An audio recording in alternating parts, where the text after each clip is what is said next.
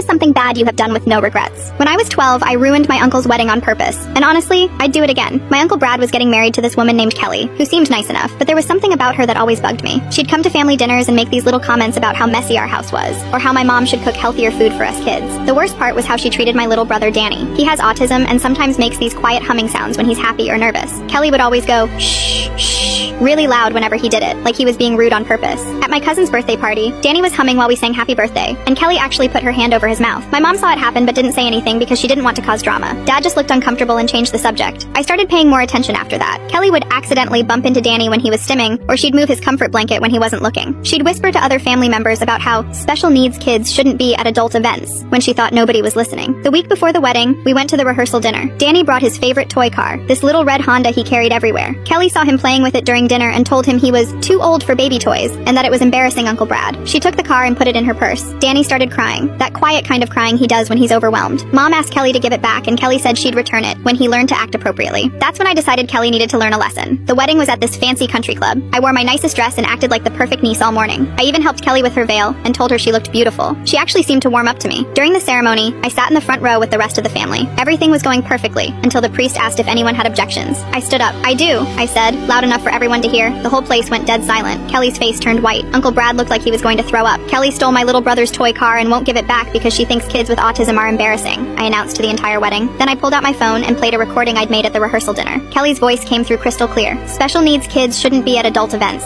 It's not fair to make everyone else uncomfortable. You could hear people in the audience gasp. Kelly started crying, but not the pretty kind of crying brides do in movies. She was ugly sobbing, makeup running down her face. Uncle Brad turned to look at her, then at Danny, who was sitting there clutching his blanket and looking confused about why everyone was staring. Is that true? Uncle Brad asked Kelly. She tried to deny it, but I had more recordings on my phone. Comments about how Danny was weird, and how our family enabled his behavior. How she planned to limit his visits once she and Brad were married. The wedding fell apart after that. Half the guests left. Kelly's parents started yelling at our parents. Uncle Brad called off the ceremony right there at the altar. Kelly screamed at me that I was a jealous little brat who ruined the most important day of her life. She threw her bouquet at my head before storming out. My parents were furious with me for weeks. They grounded me for 2 months and made me write apology letters to Kelly's entire family, but they couldn't take back what everyone had heard. Uncle Brad broke up with Kelly a week later. He came over to our house and gave Danny back his red car, plus a whole bag of new Hot Wheels. He apologized for not standing up for him sooner.